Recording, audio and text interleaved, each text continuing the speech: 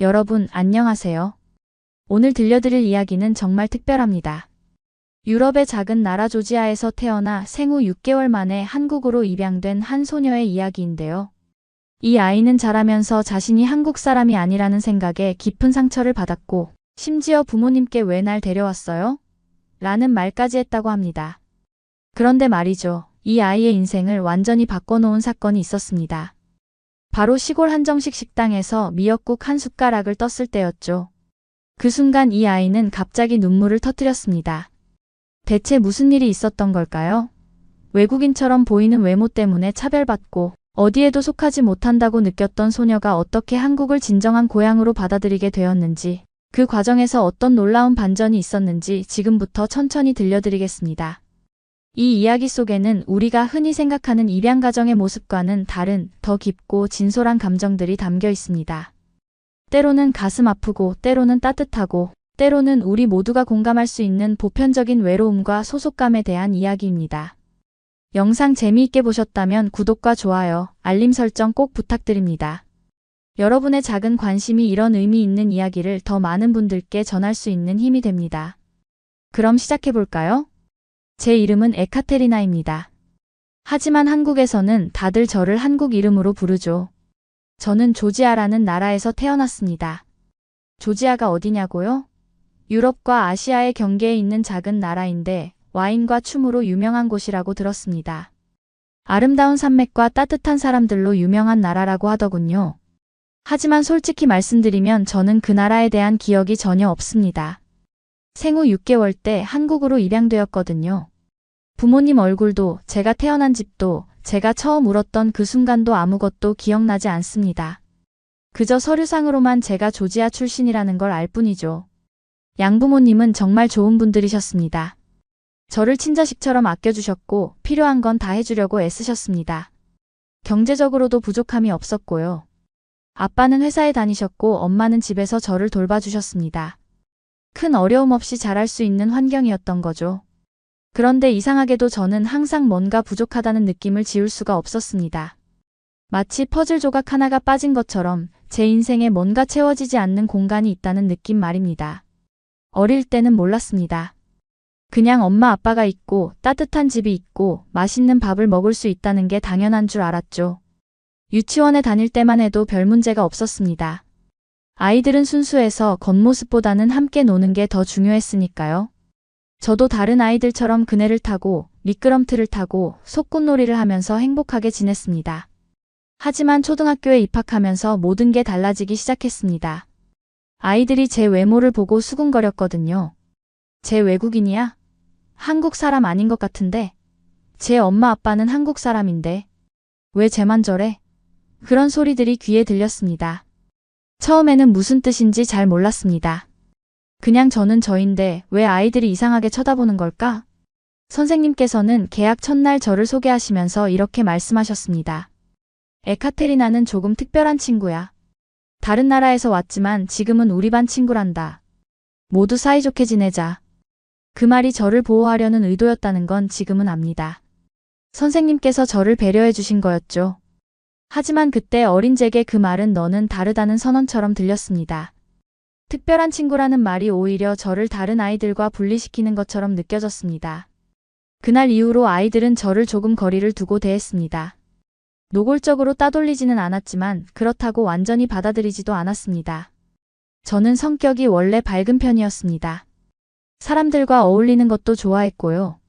그래서 친구들에게 먼저 다가가려고 노력했습니다. 나도 너희랑 똑같아. 그냥 생김새만 조금 다를 뿐이야 라고 말하고 싶었죠. 쉬는 시간마다 친구들 무리에 끼려고 애썼고 점심시간에는 같이 밥 먹자고 먼저 제안했습니다.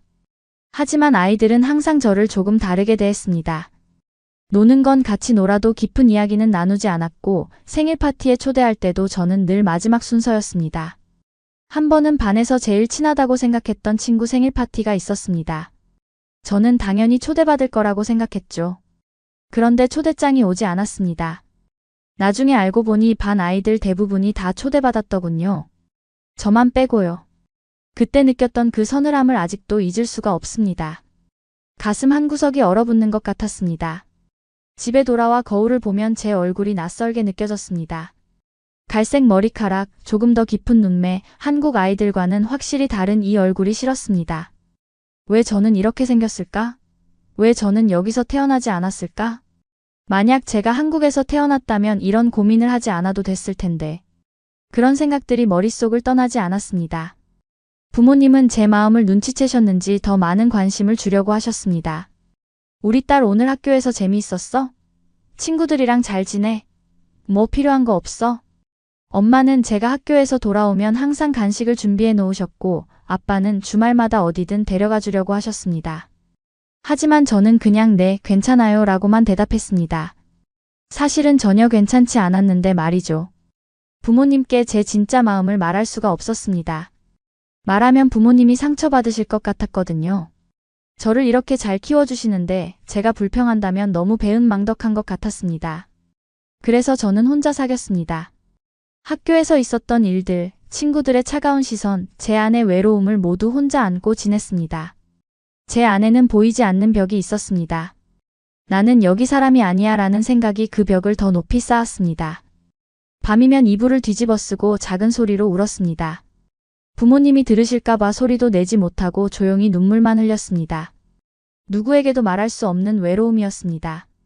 조지아에 대해 알아보려고 인터넷을 검색해 본 적도 있습니다. 아름다운 산들, 전통 춤을 추는 사람들, 정이 많다는 조지아 사람들의 모습이 나왔습니다. 코카서스 산맥의 풍경이 정말 아름다웠고 전통 의상을 입고 춤추는 사람들의 모습이 인상적이었습니다. 그런데 이상하게도 그 모습들이 제게는 더 낯설게 느껴졌습니다. 저는 조지아 사람도 아니고 그렇다고 완전한 한국 사람도 아닌 것 같았습니다.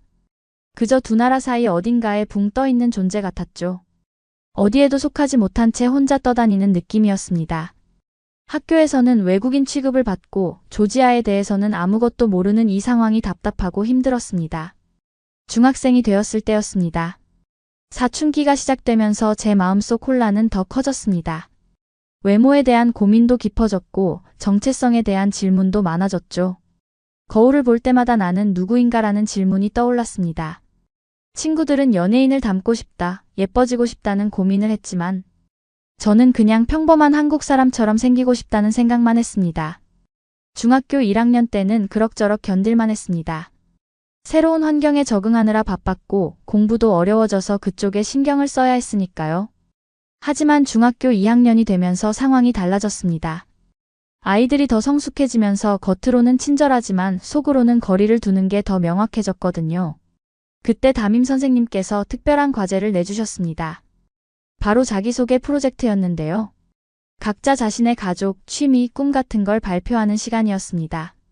파워포인트를 만들어서 발표하는 형식이었죠.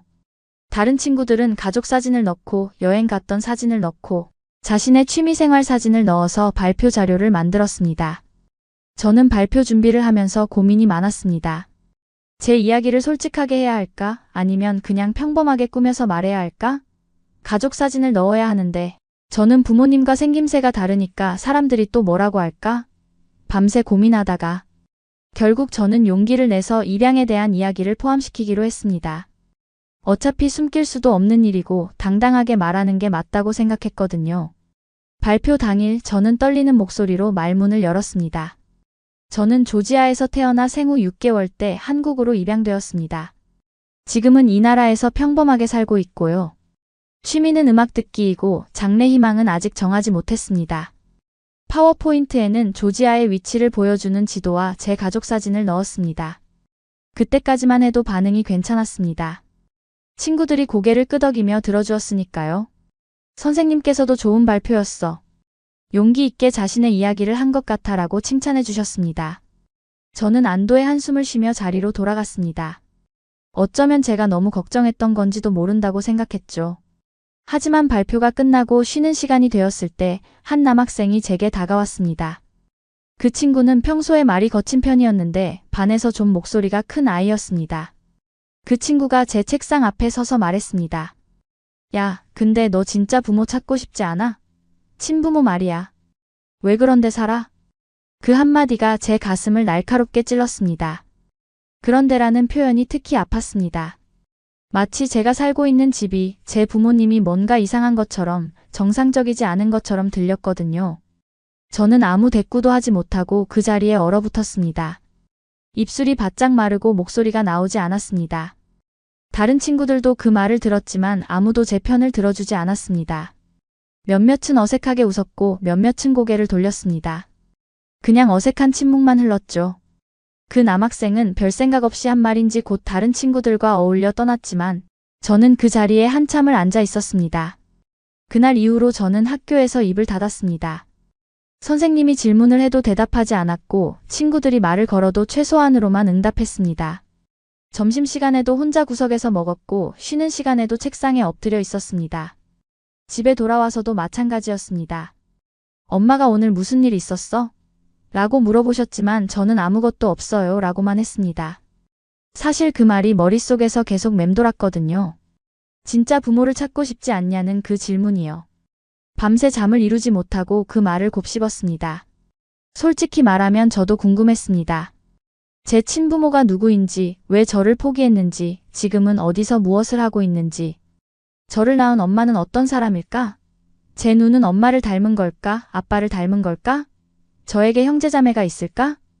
그쪽 가족들은 저를 알고 있을까? 온갖 질문들이 떠올랐습니다. 하지만 동시에 그런 생각을 하는 제 자신이 너무 싫었습니다. 지금 저를 키워주시는 부모님께 죄송스러웠거든요. 엄마 아빠는 저를 위해 이렇게 많은 걸 해주시는데 제가 친부모를 궁금해한다면 얼마나 상처받으실까? 배은망덕한 건 아닐까? 그런 죄책감이 저를 짓눌렀습니다. 양부모님은 정말 잘해주셨습니다. 제가 원하는 건 다 사주려고 하셨고 아플 때는 밤새 간호해 주셨습니다. 학교 행사 때도 빠짐없이 오셨고요. 운동회 때도 학예회 때도 항상 제일 앞자리에 앉아서 저를 응원해 주셨습니다.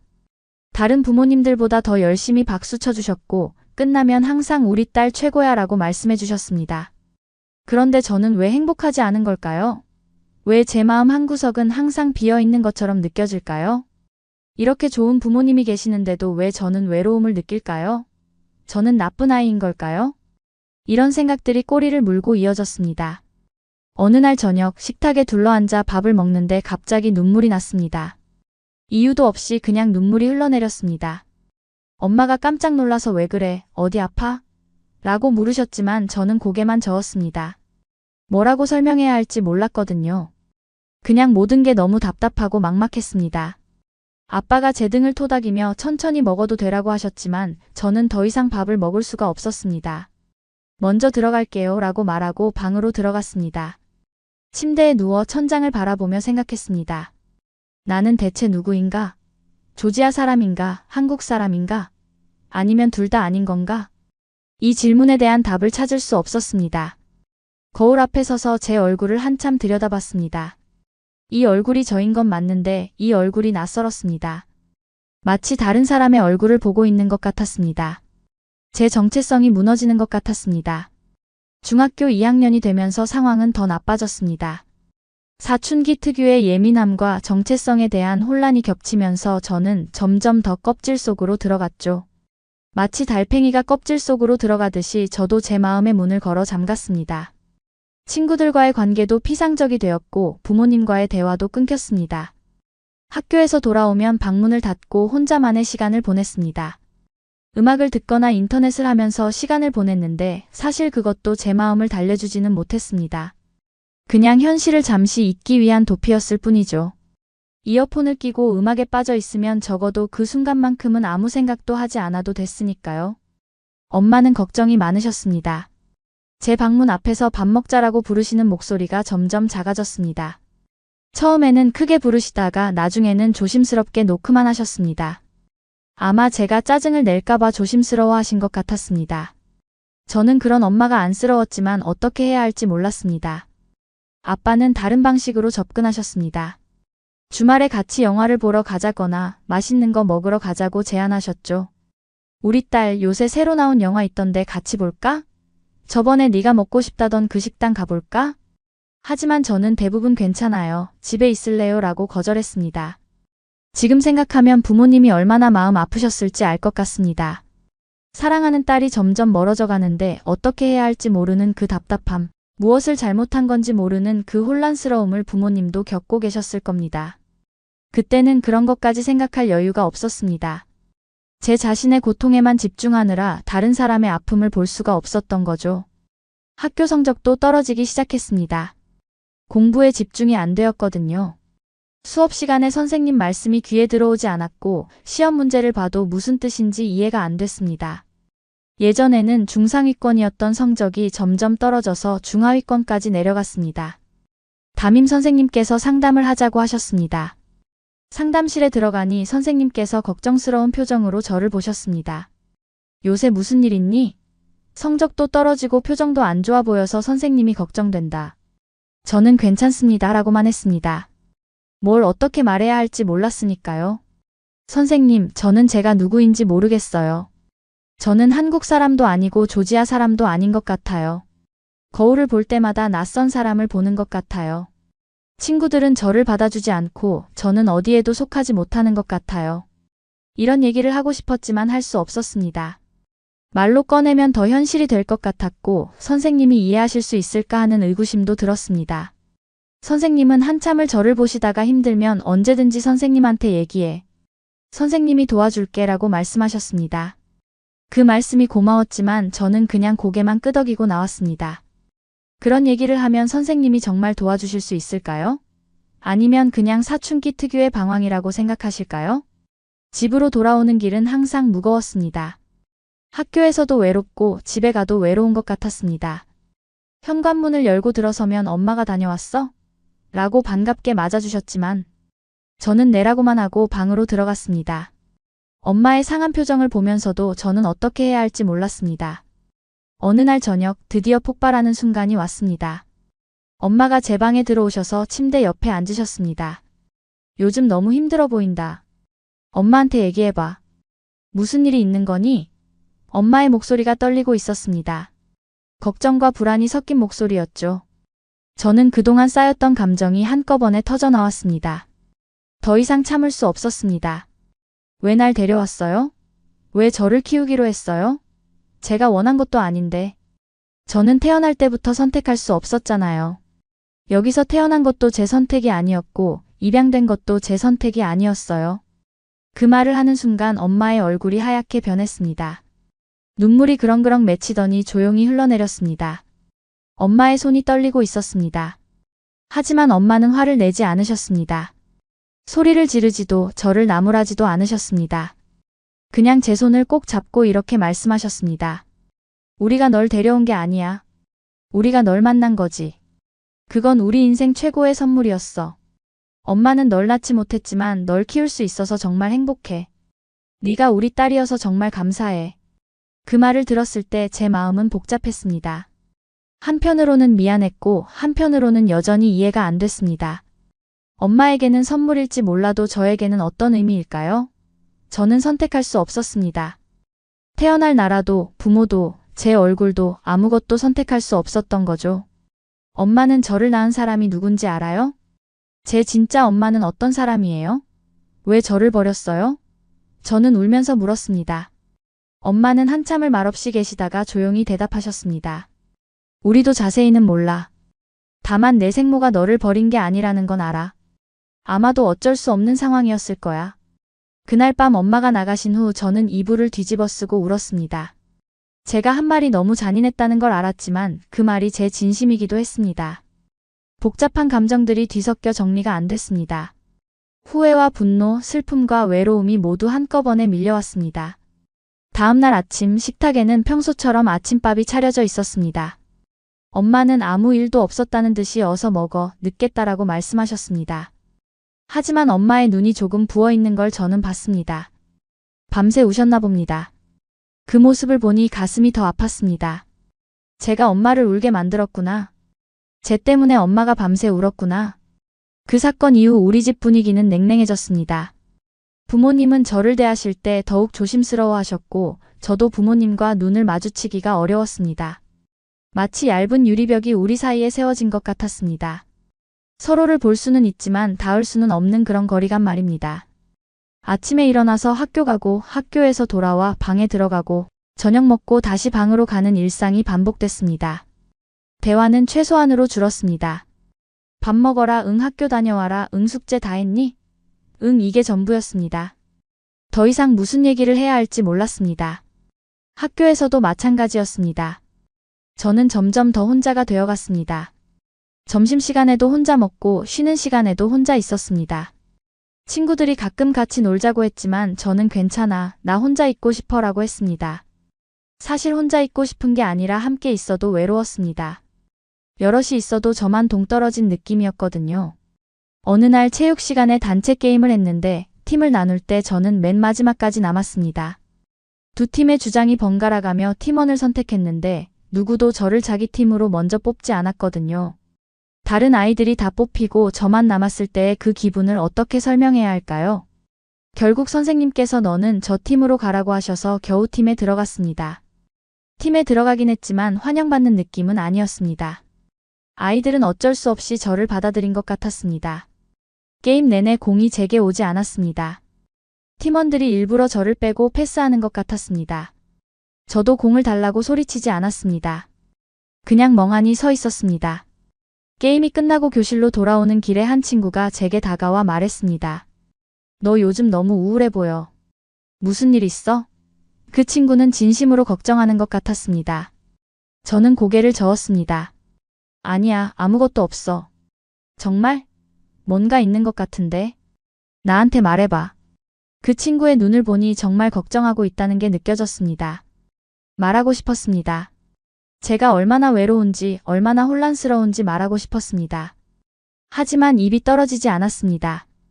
말을 꺼내면 눈물이 날 것 같았거든요. 그 친구는 잠시 저를 보다가 그래, 힘들면 언제든지 말해. 나는 내 친구니까라고 하고는 갔습니다. 저는 그 순간 울고 싶었습니다. 누군가 제게 친구라고 말해준 게 얼마만인지 모르겠습니다. 하지만 눈물을 참았습니다. 울면 더 약해 보일 것 같았거든요. 그리고 정말로 친구가 되려면 제 모든 걸 말해야 할 텐데 그럴 자신이 없었습니다. 집에 돌아오면 거울을 보는 게 습관이 되었습니다. 제 얼굴을 보면서 왜 이렇게 생겼을까, 왜 나는 다를까? 만약 내가 평범하게 생겼다면 이런 고민을 안 해도 됐을 텐데라는 생각을 반복했습니다. 한국 드라마를 보면 나오는 예쁜 배우들, 학교에 있는 친구들과 제 얼굴을 비교했습니다. 비교하면 할수록 제 자신이 싫어졌습니다. 왜 저는 그들처럼 생기지 않았을까? 왜 저는 한눈에 봐도 다른 걸까? 엄마는 가끔 제 방문을 두드리며 괜찮니? 라고 물으셨습니다. 저는 네, 괜찮아요 라고 대답했지만 전혀 괜찮지 않았습니다. 엄마가 들어오시면 빨리 나가셨으면 좋겠다는 생각만 했습니다. 혼자 있어야 덜 힘들었거든요. 누군가와 함께 있으면 제가 정상인 척, 괜찮은 척 연기를 해야 했는데 그게 너무 지쳤습니다. 아빠는 다른 방식으로 저를 도우려고 하셨습니다. 주말마다 산책이라도 할까?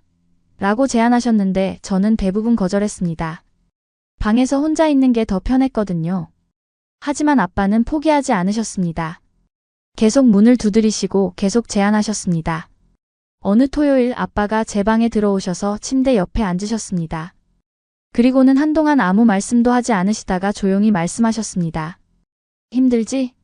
저는 고개를 끄덕였습니다. 더 이상 숨길 수가 없었습니다. 아빠는 제 머리를 쓰다듬으시며 시간이 지나면 나아질 거야 라고 하셨습니다. 하지만 저는 믿을 수가 없었습니다. 시간이 지난다고 제가 한국 사람이 될 수 있을까요? 시간이 지난다고 제 외모가 바꿀까요?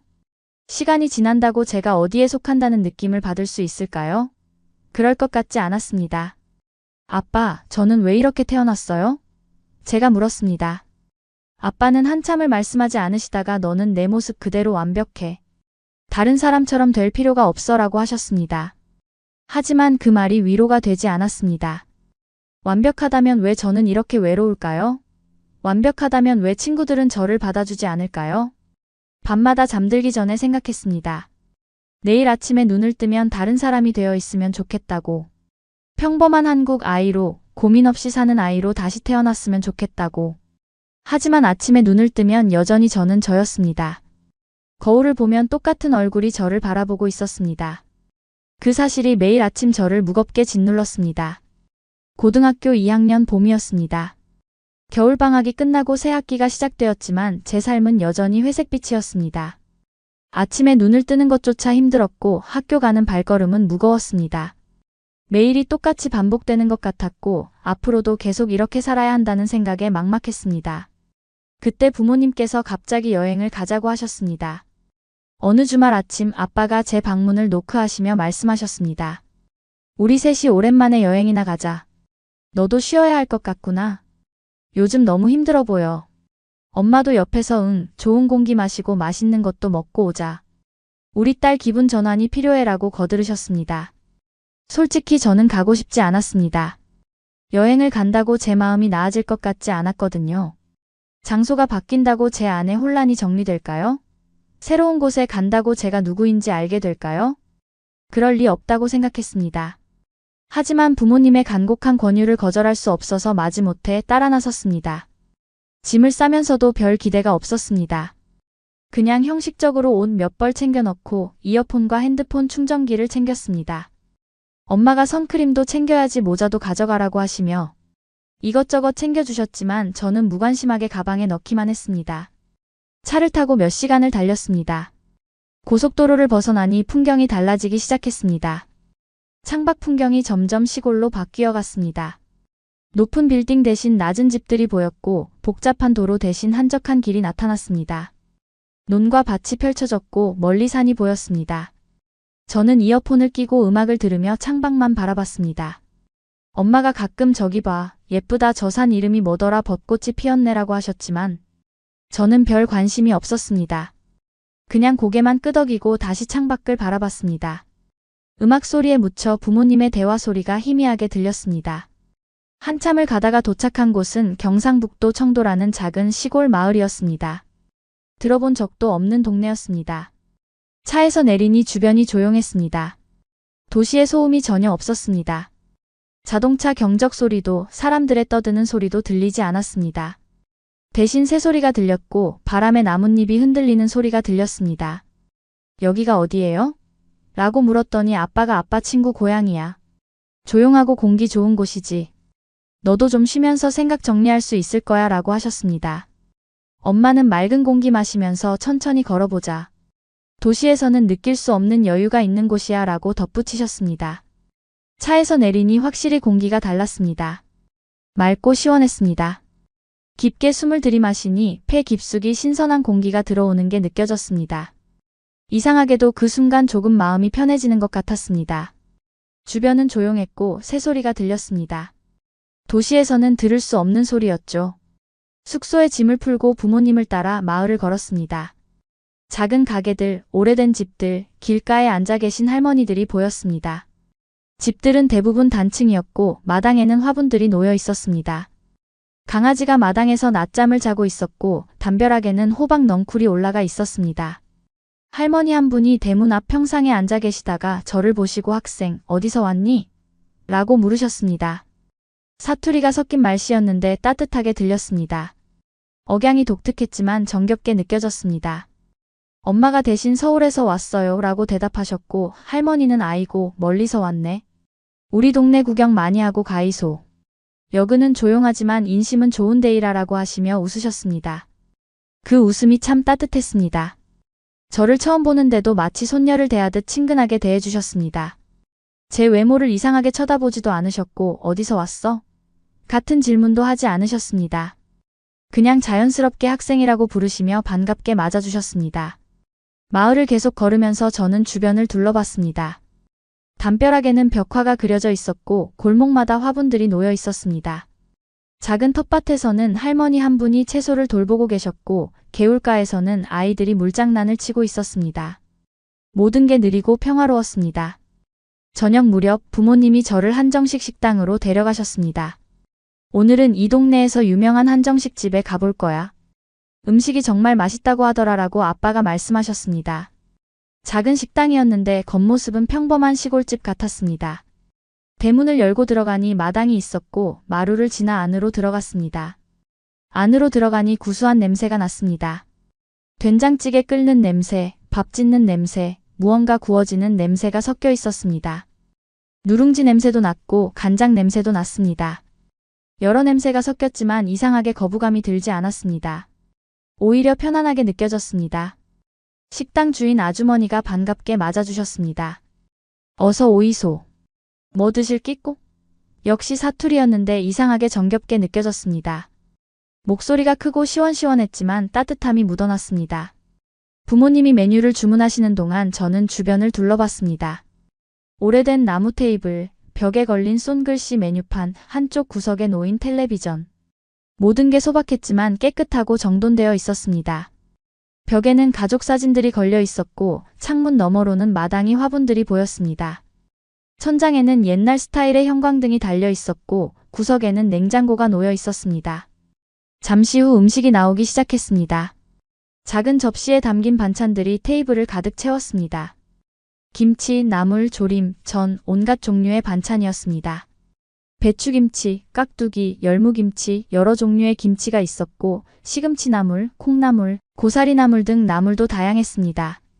그리고 뚝배기에 담긴 뜨거운 된장찌개와 밥이 나왔습니다. 된장찌개에서는 김이 모락모락 올라왔고 밥은 윤기가 흘렀습니다. 엄마가 추가로 미역국을 주문하셨습니다. 미역국 하나 더 주세요. 우리 딸이 미역국을 좋아해서요. 주인 아주머니가 알았어 라이 금방 끓여줄 기다라며 주방으로 들어가셨습니다. 부모님은 먼저 수저를 드시기 시작했습니다. 와, 맛있다. 역시 시골 밥이 맛있어. 이게 진짜 정성이 들어간 음식이지라고 아빠가 말씀하셨습니다. 저도 건성으로 반찬 몇 가지를 집어 먹었습니다. 사실 별로 입맛이 없었습니다. 여행 와서도 마음이 무거웠고 음식이 목구멍으로 넘어가지 않을 것 같았습니다. 그런데 그때 미역국이 나왔습니다. 아주머니가 뚝배기를 조심스럽게 들고 오셨습니다. 주인 아주머니가 뚝배기를 테이블에 놓으시며 말씀하셨습니다. 요 미역국은 우리 집 특별한 거이라. 참기름하고 다시마 육수로 끓인 기다. 딸내미가 먹어보이소. 엄마가 끓여준 국 맛이 날 끼다. 뚝배기에서 김이 모락모락 올라왔습니다. 연두색 미역이 국물 속에서 부드럽게 떠다녔고 참기름 향이 코끝을 간지렸습니다. 저는 무심코 숟가락을 들었습니다. 별 기대 없이 그냥 형식적으로 한 숟가락 떠서 입에 넣었습니다. 뜨거운 국물이 입 안으로 들어왔습니다. 그 순간이었습니다. 뜨거운 국물이 입안에서 퍼지는 순간 갑자기 제 가슴이 뭉클해지는 걸 느꼈습니다. 이유를 알 수 없는 감정이 북받쳐 올라왔습니다. 따뜻함, 포근함, 그리움, 위로, 여러 감정이 한꺼번에 밀려왔습니다. 마치 오래전에 잃어버렸던 무언가를 되찾은 것 같은 느낌이었습니다. 눈물이 핑 돌더니 순식간에 흘러내렸습니다. 제가 왜 우는지 저도 몰랐습니다. 그냥 눈물이 멈추지 않았습니다. 한 방울, 두 방울 떨어지더니 나중에는 주르륵 흘러내렸습니다. 숟가락을 든 손이 떨렸고 시야가 흐려졌습니다. 엄마가 깜짝 놀라서 왜 그래? 어디 아파? 라고 물으셨습니다. 아빠도 당황하셨습니다. 무슨 일이야? 국이 너무 뜨거웠어? 혹시 데웠어? 저는 고개를 저었습니다. 아프지 않았습니다. 뜨겁지도 않았습니다. 그냥 뭔가가 제 마음을 건드린 거였습니다. 오랫동안 얼어붙어 있던 제 마음 깊은 곳에 무언가가 녹아내리는 느낌이었습니다. 식당 주인 아주머니가 다가오시며 걱정스러운 목소리로 물으셨습니다. 아이고 우째 댕기고 국이 안 맞나? 혹시 너무 짜거나 싱거운 게 아이가? 저는 눈물을 닦으며 말했습니다. 아니에요, 맛있어요. 너무 맛있어서 그래요. 이상한 대답이었지만 진심이었습니다. 정말 맛있었습니다. 하지만 단순히 맛 때문에 운 게 아니었습니다. 그 국 한 숟가락에는 뭔가 더 큰 의미가 담겨 있었습니다. 아주머니는 제 머리를 쓰다듬으시며 말씀하셨습니다. 아이고 착한 것. 우리 딸도 요 나이 또래인디 요새 애들이 시골 음식은 잘 안 먹더라고. 라면이나 치킨만 찾재. 근디 이 학생은 진짜 맛을 아는구만이라. 엄마가 정성껏 끓인 국을 알아보네. 그 말을 들으니 눈물이 더 났습니다. 이 아주머니는 저를 처음 보는데도 친절하게 대해주셨습니다. 제 외모를 이상하게 쳐다보지도 않으셨고 어디서 왔냐고 캐묻지도 않으셨습니다. 그냥 저를 손님으로, 아니 마치 자기 딸처럼 대해주셨습니다. 딸내미라는 호칭이 이렇게 따뜻하게 느껴질 줄 몰랐습니다. 저는 계속 미역국을 먹었습니다. 한 숟가락, 두 숟가락, 국물이 목으로 넘어갈 때마다 제 마음 한구석이 녹아내리는 것 같았습니다.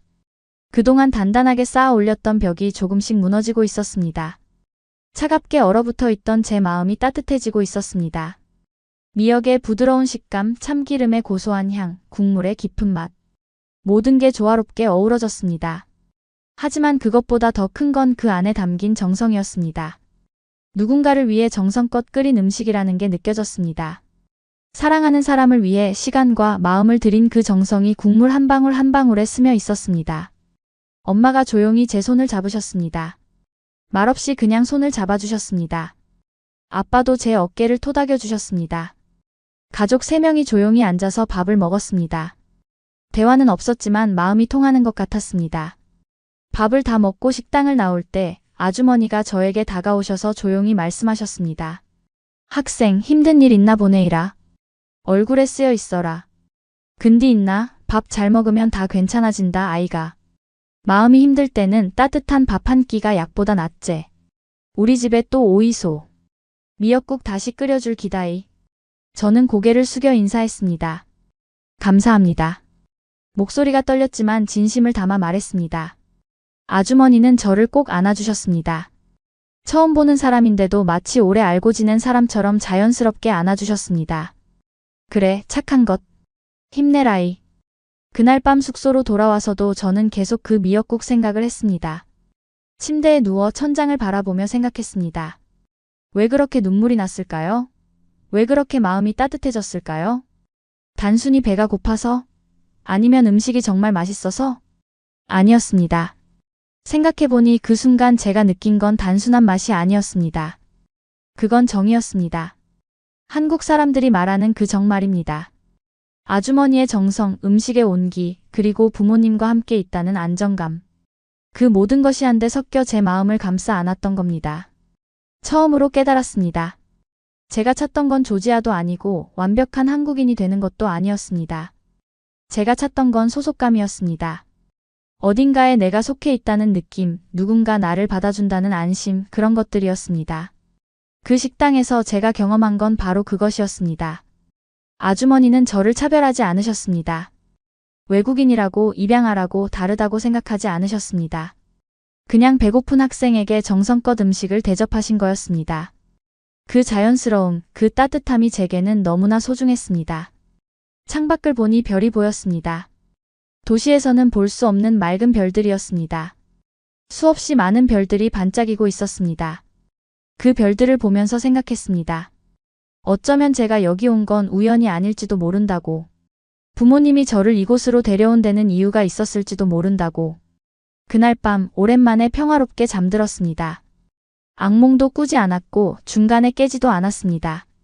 깊고 편안한 잠이었습니다. 아침에 눈을 떴을 때 기분이 조금 가벼워진 것 같았습니다. 완전히 달라진 건 아니었지만 뭔가 작은 변화가 시작된 것 같았습니다. 청도에서의 여행은 3일간 계속됐습니다. 다음 날 아침 숙소 창문을 열었을 때 들어온 공기가 유난히 상쾌하게 느껴졌습니다. 평소 같으면 그냥 지나쳤을 아침 풍경이 달리 보였습니다. 새소리가 더 선명하게 들렸고 나뭇잎의 초록빛이 더 선명하게 보였습니다. 아침 식사를 하러 다시 그 식당에 갔습니다. 어제와 같은 주인 아주머니가 반갑게 맞아주셨습니다. 아이고, 우리 딸 또 왔네. 어제 잘 잤나?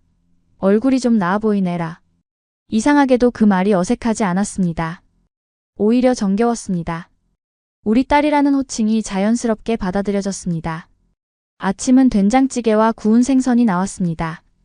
평범한 한식 아침이었지만 맛있었습니다. 생선은 간이 딱 맞게 배어 있었고 된장찌개는 깊은 맛이 났습니다. 무엇보다 함께 먹는 사람들 때문에 더 맛있게 느껴졌습니다. 옆 테이블에 앉은 동네 할아버지가 저를 보시고 말씀하셨습니다. 학생, 공부 열심히 해야 돼이. 요새 세상이 각박하니까 공부 잘해야 잘 산다 아이가. 저는 네, 열심히 하겠습니다 라고 대답했습니다. 평소에 저였다면 외면했을 텐데 그날은 달랐습니다. 그분의 말씀이 간섭이 아니라 관심으로 느껴졌거든요. 낯선 학생에게 조언을 해주시는 그 마음이 고마웠습니다. 그분도 아마 손자 손녀가 있으실 텐데 저를 그렇게 대해주시는 게 감사했습니다. 식사 후 부모님과 함께 마을을 산책했습니다. 시장에 들렀는데 시장은 활기차게 움직이고 있었습니다. 과일 파는 아주머니, 생선 손질하는 아저씨, 떡 찌는 할머니. 모두가 바쁘게 움직이면서도 지나가는 사람들에게 인사를 건넸습니다. 어서 오이소. 싸게 줄 기다. 잘 가이소. 그런 말들이 자연스럽게 오갔습니다. 사투리가 섞인 말들이었지만 정겹게 들렸습니다. 서울의 시장과는 다른 분위기였습니다. 사람들이 서로를 알고 지내는 것 같았고 손님과 상인의 관계가 아니라 이웃 같은 느낌이었습니다. 한떡집 앞을 지나는데 할머니가 저를 불러 세우셨습니다. 아가씨, 이것 좀 먹어보소. 갓 찐 인절미 한 조각을 손에 쥐어주셨습니다. 아니에요, 괜찮습니다. 돈 드릴게요 라고 했더니 할머니가 웃으시며 말씀하셨습니다. 그냥 주는 기다. 돈 안 받으려고. 맛 좀 보이소. 우리 떡이 얼마나 맛있는디. 인절미를 한 입 베어 물었습니다. 쫀득하고 고소했습니다. 찰기가 있었고 콩가루가 고소하게 입 안에 퍼졌습니다. 맛있죠? 우리가 직접 만든 기라. 시장에서 제일 맛있다 카이. 할머니가 물으셨고 저는 고개를 끄덕였습니다. 정말 맛있어요. 감사합니다. 할머니는 흐뭇한 표정으로 저를 보시더니 참 예쁘게 생겼네. 공부 열심히 하고 부모님 말씀 잘 들어야 된다라고 하셨습니다. 그 말을 들은 순간 가슴이 뭉클했습니다.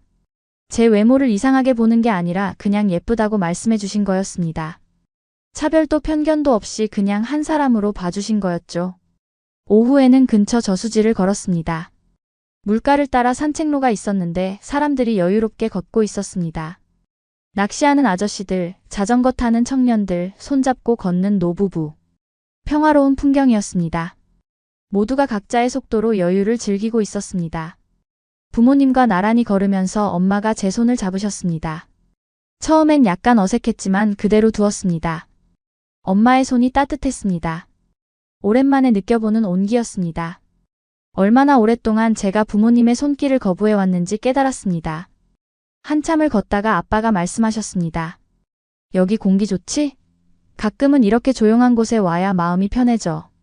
복잡한 생각들이 정리되고 말이야. 저는 고개를 끄덕였습니다. 정말 그랬습니다. 복잡한 도시를 떠나 이렇게 한적한 곳에 오니 마음이 가라앉는 것 같았습니다. 그동안 쌓였던 스트레스와 고민들이 조금씩 풀어지는 느낌이었습니다. 엄마, 아빠. 저는 조심스럽게 입을 열었습니다. 제가 그동안 너무 삐뚤어져 있었던 것 같아요. 엄마가 제 손을 더 꽉 잡으셨습니다. 아니야, 네가 힘들었던 거지. 엄마 아빠가 너의 고민을 제대로 이해하지 못해서 미안해. 아빠도 말씀하셨습니다. 우리도 처음이었어. 어떻게 해야 너를 도울 수 있을지 몰랐지. 그래서 이렇게 여행이라도 데려온 거야. 네가 조금이라도 마음을 풀 수 있게 말이야. 저녁에는 숙소 근처 작은 카페에 들렀습니다. 할머니 한 분이 운영하시는 곳이었는데 커피 대신 전통차를 파셨습니다.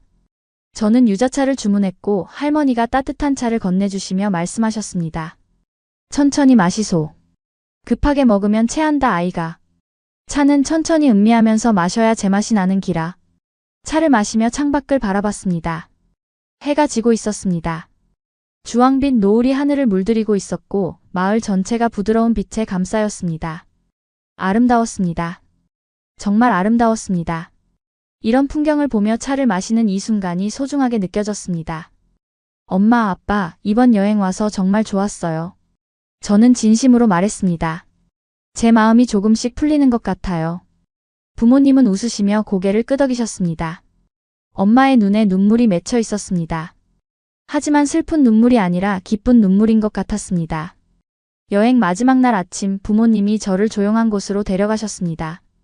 마을 외곽의 작은 정자였는데 주변이 고요했습니다. 아침 안개가 아직 완전히 걷히지 않아서 주변이 몽환적으로 보였습니다. 정자 아래로는 작은 개울이 흐르고 있었고 물소리가 잔잔하게 들렸습니다. 세 사람이 정자에 앉아 말없이 풍경을 바라보고 있었는데 아빠가 먼저 입을 여셨습니다. 사실 우리가 너한테 할 얘기가 있어서 여기까지 온 거야. 저는 긴장했습니다. 무슨 얘기일까요? 설마 나쁜 소식은 아니겠죠? 혹시 부모님이 이혼하시는 건 아닐까? 아니면 제게 무슨 문제가 있는 걸까?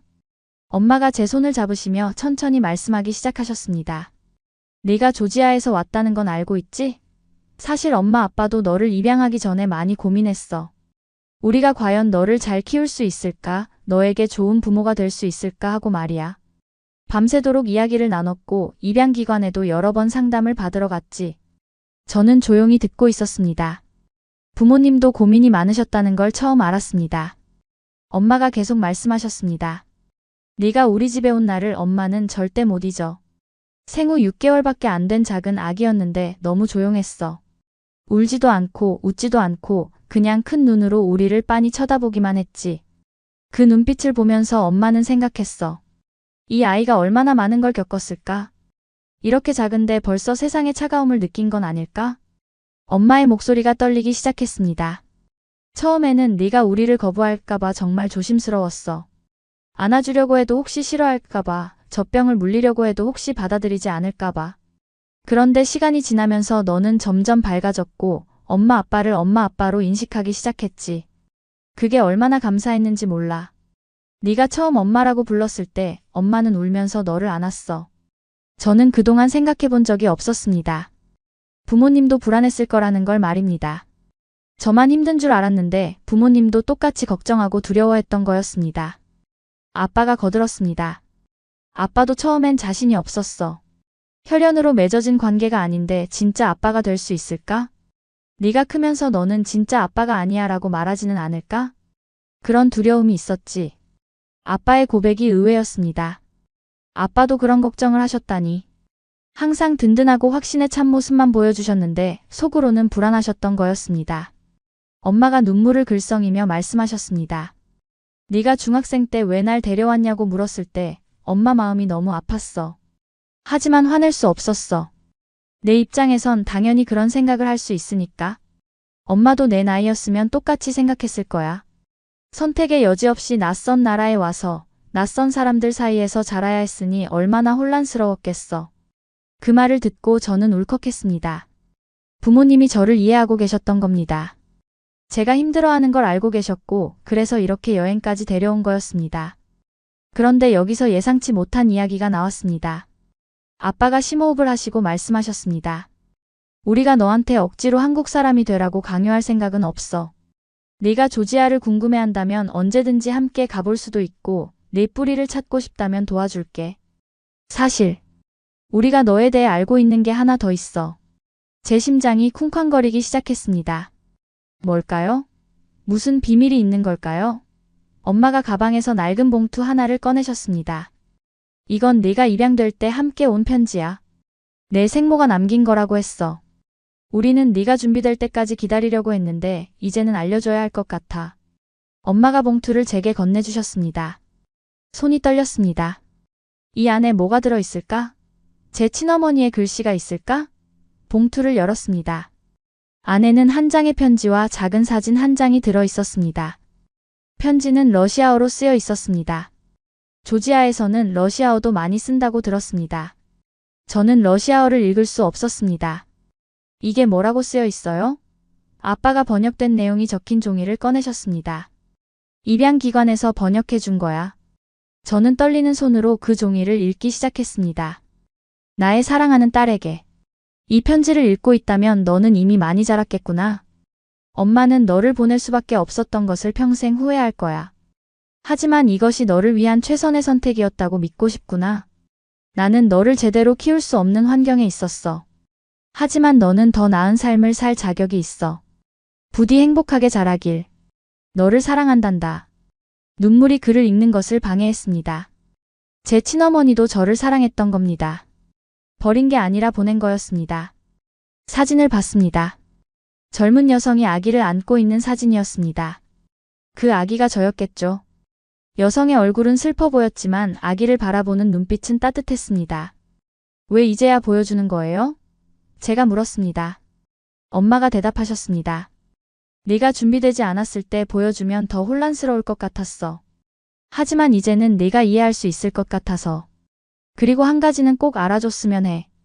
우리는 너를 사랑해. 네가 어디서 태어났든 어떻게 생겼든 상관없이 너는 우리 딸이야. 내 생모도 너를 사랑했고 우리도 너를 사랑해. 너는 2배로 사랑받은 아이야. 그 순간 제 안에서 무언가가 무너졌습니다. 그동안 쌓아 올렸던 오해와 원망, 외로움이 한꺼번에 무너져 내렸습니다. 저는 버려진 아이가 아니었습니다. 사랑받았던 아이였습니다. 한 사람은 저를 더 나은 삶으로 보내기 위해 가슴 아픈 선택을 했고, 다른 두 사람은 저를 받아들여 사랑으로 키워주셨습니다. 저는 부모님을 껴안고 한참을 울었습니다. 죄송해요, 엄마, 아빠. 제가 너무 철없었어요. 제가 얼마나 사랑받고 있는지 몰랐어요. 엄마가 제 등을 토닥이며 말씀하셨습니다. 괜찮아, 괜찮아. 다 이해해. 네가 혼란스러웠던 거 엄마가 알아. 울음이 멈추고 나서 아빠가 말씀하셨습니다. 그리고 하나 더 있어. 사실 이 마을을 선택한 데는 특별한 이유가 있어. 아빠 대학 친구가 이 동네 출신인데 그 친구도 입양가정 출신이거든. 어릴 때 많이 방황했다고 했어. 정체성 때문에, 외모 때문에, 소속감 때문에 힘들었대. 그런데 지금은 행복하게 잘 살고 있어. 결혼도 하고 아이도 낳고 말이야. 우리가 너한테 보여주고 싶었던 건 다른 사람들도 잘 살고 있다는 거였어. 너 혼자가 아니라는 거. 그 말을 듣고 저는 놀랐습니다. 이 여행이 단순한 여행이 아니었던 겁니다. 부모님이 저를 위해 특별히 계획하신 거였습니다. 제가 희망을 찾을 수 있도록, 제가 혼자가 아니라는 걸 느낄 수 있도록 말입니다. 그리고 그 식당 아주머니도, 시장, 할머니들도 모두 부모님이 미리 연락해서 저를 따뜻하게 대해달라고 부탁하신 건 아닐까? 아니야. 아빠가 제 생각을 읽으신 듯 말씀하셨습니다. 우리가 특별히 부탁한 건 없어. 저분들은 원래 그렇게 따뜻한 분들이야. 시골 사람들의 정이 그런 거지. 낯선 사람도 따뜻하게 대해주는 게 우리나라 사람들의 정이야. 고마워요, 엄마, 아빠. 저는 진심으로 말했습니다. 그동안 제가 얼마나 사랑받고 있었는지, 제가 얼마나 소중한 존재인지 깨달았습니다. 입양이 저를 약하게 만드는 게 아니라 오히려 더 많은 사랑을 받을 수 있는 기회였다는 걸 알게 됐습니다. 정자에서 내려오면서 저는 하늘을 올려다봤습니다. 구름 사이로 햇살이 쏟아지고 있었습니다. 마치 새로운 시작을 축복해주는 것 같았습니다. 제 인생의 새로운 장이 열리는 순간이었습니다. 여행에서 돌아온 후 제 삶은 조금씩 변하기 시작했습니다. 극적인 변화는 아니었지만 작은 것들이 달라지기 시작했죠. 학교에 가는 발걸음이 예전보다 가벼웠고 친구들과 대화하는 것도 어색하지 않았습니다. 무엇보다 부모님과의 관계가 완전히 달라졌습니다. 저녁 식사 시간에 학교 이야기를 나누게 됐습니다. 오늘 학교에서 이런 일이 있었어요. 수학 시험 잘 봤어요. 친구랑 이런 얘기를 했어요. 사소한 일상을 나누는 게 이렇게 소중한 줄 몰랐습니다. 엄마 아빠는 제 이야기를 진지하게 들어주셨고 조언도 해주셨습니다. 주말에는 함께 요리도 했습니다. 특히 한식 만들기에 관심이 생겼습니다. 청도에서 먹었던 그 미역국이 계속 생각났거든요. 미역국을 끓이는 법을 배우고 싶어서 엄마에게 부탁했습니다. 엄마, 청도에서 먹었던 그 미역국 만들 수 있어요? 저도 배우고 싶어요. 엄마는 너무 기뻐하시며 재료를 준비하셨습니다. 그래, 같이 만들어보자. 사실 미역국은 그렇게 어렵지 않아. 함께 주방에 서서 미역을 불리고 참기름에 볶고 물을 붓고 끓였습니다. 엄마가 하나하나 설명해 주셨습니다. 미역은 찬물에 불려야 해. 그리고 참기름에 충분히 볶아줘야 고소한 맛이 나지. 처음에는 서툴렀지만 점차 익숙해졌습니다. 엄마와 함께 요리하는 시간이 즐거웠습니다. 대화를 나누고 웃고 때로는 실수도 하면서 함께 시간을 보냈습니다. 완성된 미역국을 한 숟가락 떠서 맛봤을 때 청도에서의 그 따뜻한 기억이 떠올랐습니다. 엄마, 맛있어요. 정말? 다행이다. 우리 딸 요리 솜씨가 늘었네. 학교에서도 변화가 있었습니다. 제가 먼저 친구들에게 다가가기 시작했습니다. 쉬는 시간에 먼저 말을 걸고 점심시간에 같이 먹자고 제안했습니다. 처음에는 어색했지만 점점 자연스러워졌습니다. 어느 날 한 친구가 제게 다가와 물었습니다. 너 요즘 좀 달라진 것 같아. 표정이 밝아졌어. 무슨 좋은 일 있어? 저는 웃으며 대답했습니다. 응, 여행 다녀왔거든. 거기서 좋은 경험을 했어. 어디 갔는데? 경상북도 청도라는 작은 마을이야. 거기서 정말 따뜻한 사람들을 만났어. 그 친구와 점심을 같이 먹으면서 조금씩 제 이야기를 나누기 시작했습니다. 입양에 대해서도 솔직하게 말했습니다. 숨기지 않고 당당하게 얘기했죠. 사실 나는 조지아에서 태어나서 한국으로 입양됐어. 한동안 그게 너무 힘들었는데 요즘은 조금 받아들이게 됐어. 친구는 진지하게 들어주었고, 그래도 너는 좋은 부모님 만난 거잖아. 부러워. 우리 부모님은 맨날 싸우시거들라고 말했습니다. 그 말이 위로가 됐습니다. 모든 사람이 각자의 고민이 있다는 걸 깨달았습니다. 저만 힘든 게 아니라는 것을요. 고등학교 3학년이 되었을 때 저는 특별한 결심을 했습니다. 제 이야기를 더 많은 사람들과 나누고 싶었습니다. 그래서 작은 유튜브 채널을 시작했습니다. 입양아의 일상이라는 제목으로 제 경험과 생각을 영상으로 만들었습니다. 처음 올린 영상은 나는 누구인가라는 제목이었습니다. 제가 겪었던 정체성의 혼란, 외로움, 그리고 극복 과정을 솔직하게 담았습니다. 조회수가 많지 않았지만 괜찮았습니다. 중요한 건 숫자가 아니라 메시지였으니까요. 두 번째 영상은 청도에서의 깨달음이었습니다. 미역국 한 숟가락이 제 인생을 어떻게 바꿨는지, 따뜻한 사람들이 제게 어떤 의미였는지 이야기했습니다. 세 번째 영상은 부모님께 드리는 편지였습니다. 그동안 못했던 말들을 영상으로 담았습니다. 몇 달 후 한 영상이 조금씩 주목받기 시작했습니다. 나는 한국에서 자란 조지아인입니다. 라는 제목의 영상이었는데 많은 사람들이 댓글을 달아주었습니다. 감동적이네요. 힘내세요. 저도 비슷한 경험이 있어요. 용기 내줘서 고마워요. 같은 응원의 메시지들이었습니다. 그중 한 댓글이 특히 인상 깊었습니다. 저도 입양된 아이를 키우고 있는 엄마입니다. 이 영상을 보고 많은 위로를 받았어요. 우리 아이도 언젠가 이렇게 밝게 자랄 수 있을까요? 요즘 아이가 힘들어하는데 어떻게 도와줘야 할지 몰라서 고민이었거든요. 그 댓글을 보고 저는 눈물이 났습니다. 제 이야기가 누군가에게 희망이 되고 있었습니다. 저는 정성껏 답글을 달았습니다. 분명히 잘 자랄 거예요. 사랑으로 키우시면 아이는 그걸 느낄 수 있을 거예요. 시간이 걸리더라도 곁에서 기다려주세요. 저도 부모님이 기다려주셔서 여기까지 올 수 있었어요. 학교 선생님들도 제 변화를 눈치채셨습니다. 담임 선생님께서 상담 시간에 말씀하셨습니다. 요즘 내가 정말 달라 보인다. 뭔가 단단해진 느낌이야. 표정도 밝아졌고 친구들과도 잘 어울리는 것 같더라. 저는 웃으며 대답했습니다. 감사합니다. 제가 많이 변했나 봐요. 요즘은 정말 행복해요. 선생님은 제 유튜브 채널에 대해서도 알고 계셨습니다. 내 이야기가 많은 학생들에게 도움이 될 거야. 계속해봐. 내 목소리를 내는 게 중요해. 비슷한 고민을 하는 친구들에게 큰 힘이 될 거야. 졸업이 가까워질 무렵 지역 청소년 센터에서 연락이 왔습니다. 제 유튜브를 보고 강연을 부탁하고 싶다는 내용이었습니다. 입양아로서의 성장 이야기라는 주제로 강연을 해달라는 거였습니다. 처음에는 망설였습니다. 많은 사람들 앞에서 제 이야기를 할 자신이 있을까? 떨리지 않을까? 하지만 부모님이 격려해 주셨습니다. 네가 하고 싶으면 해봐. 엄마 아빠가 응원할게. 내 이야기가 누군가에게 도움이 될 수 있다면 그보다 좋은 일이 어디 있겠니? 저는 강연을 하기로 결심했습니다. 준비하는 과정이 쉽지는 않았지만 의미 있었습니다. 제 이야기를 정리하고 전달하고 싶은 메시지를 명확히 하고 사람들에게 희망을 줄 수 있는 방법을 고민했습니다. 강연 당일 저는 떨리는 마음으로 청소년 센터에 도착했습니다. 생각보다 많은 사람들이 앉아 계셨습니다. 학생들, 학부모님들, 선생님들, 그리고 입양 관련 단체 관계자들까지 다양한 분들이었습니다. 좌석이 거의 다 차 있었고 뒤쪽에는 서 계신 분들도 있었습니다. 마이크를 잡고 무대에 섰을 때 심장이 두근거렸습니다. 손에 땀이 났고 다리가 떨렸습니다. 하지만 심호흡을 하고 객석을 둘러봤습니다. 맨 앞줄에는 엄마 아빠가 앉아 계셨습니다. 엄마가 환하게 웃으며 고개를 끄덕여 주셨고 아빠가 엄지손가락을 치켜 세워 주셨습니다. 그 모습을 보니 용기가 났습니다. 첫 마디를 꺼냈습니다. 안녕하세요. 저는 조지아에서 태어나 한국으로 입양된 고등학생입니다. 오늘 이 자리에서 제 이야기를 나누게 되어 영광입니다. 목소리가 약간 떨렸지만 계속 이어갔습니다. 제 이야기를 천천히 풀어나갔습니다.